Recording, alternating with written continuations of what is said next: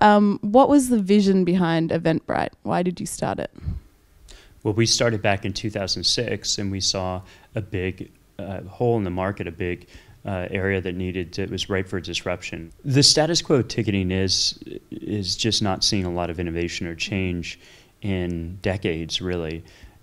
We also saw that there was a huge untapped market that hasn't been addressed. The fact that you can allow anyone to publish and start selling tickets in a matter of minutes, and that's really what has been at the heart and core of Eventbrite. When you started, you didn't have very many competitors, but now it seems like a lot have popped up. Who are your main competitors, and how are you guys different from them? Well, we look at competition in each different segment. So there's a set of competitors that we see in the market of conferences, or a set of competitors that we see in the market of concerts or sports or so on. And we've been really effective in trying not to focus on the competition, but instead to really focus on our customers. I think it's a great lesson for all startups is don't spend too much time worrying about the competition. And I know in Germany there's Amiando, which is basically a clone of Eventbrite. How do you feel about this cloning mentality that Germany is often accused of having? Sure.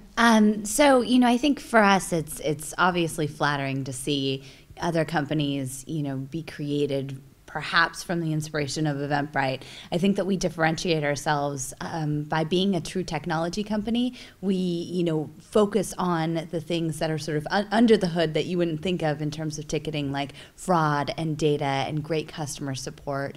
And I think that we don't view it as cloning per se. I'd say that we view it as a sector, right? So there's this sector of ticketing, and there are people who are sort of jumping in to take part in it. We know the Somewheres quite well. Ali Somewhere has actually been a big supporter and was an early investor in Eventbrite. We really see that there needs to be competition in the market. It helps drive companies to innovate, and the best companies win in the end. And so you two are obviously together. How do you manage to maintain a healthy relationship while running a huge company? Well, our motto is to divide and conquer. So when we started Eventbrite together, we were engaged, and within the first year and a half, we got married, we started Eventbrite, and we had our first child. So we've been used to sort of developing our relationship under the auspices of being co-founders. And so the way that we preserve our relationship and work best together is to divide and conquer our duties and to not work on anything at the same time.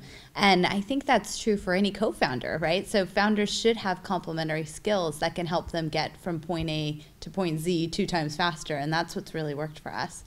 And when did you last have your biggest fight about the company or about something in that?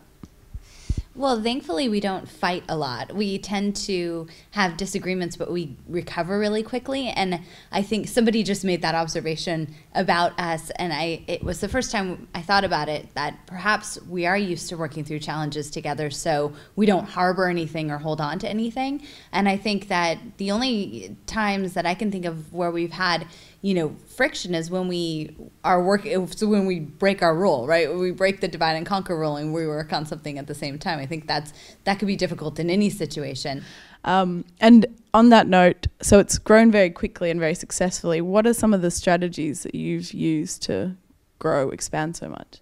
So, in 2010, we were just 30 people, and that was a big growth from when we were just 3 co-founders for the first 2 years. So really it was around that time when I started to realize myself that building the right company meant attracting the right people, engaging them and motivating them to be, sort of stewards of not only the culture, but of the vision. And my work has been primarily focused on what we call the Brightlings ever since the beginning of 2010 for the last 3 years. And it's certainly paid off in the way that we have such a strong team that grows by network effect. So employer referrals are our #1 and strongest channel of recruiting. And I think that that's my key performance indicator, right? That we can keep growing our team even in this really competitive environment by telling others about Eventbrite and about how engaged we are and how happy we are, but also how well we're performing. So I focus on making sure everybody feels like they're doing their best work and that they're actually making an impact on a vision that excites them. Startups often think that competitive advantages come in technology and certain business practices, but a really important, and that's true, but a really important competitive advantage is really figuring out how you're going to hire and attract in a way that outperforms others, the best talent out there. And the companies that you'll see really growing, say here in Berlin, and doing really well are the ones that figure out how to corner the market on the best talent. And it's often said that the European and American startup network are a bit out of touch. They're not that well connected. Can you think of any ways to kind of bring them more together and have a more integrated network?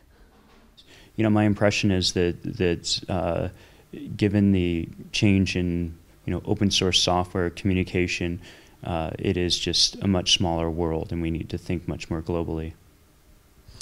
And startups love community. I mean, they're sort of inherently attracted towards other startups. And I think that, it's only a matter of time when we sort of are successful at globalizing that notion of the tech community. But I can tell you, Berlin is high on everybody's radar in Silicon Valley in terms of being a really burgeoning, success story in creating that innovation and creativity. And are there any Berlin startups in particular you'd maybe be keen to work with in the future? That's a good question. Well, I mean, I'm a big fan of SoundCloud. Yeah. I'm not sure how, perhaps there's an overlap with music, and but I'm not sure if I have one right offhand. Maybe you'll find one while you're here. Thank you very much for talking with us, and that was really interesting. And I hope you enjoy your time in Berlin and meet a lot of the startups here, because I'm sure a lot of them want to meet you guys. Thank you so much. We're so excited to be here in Berlin and have just heard so much, and now get to experience this startup phenomenon that's growing here firsthand.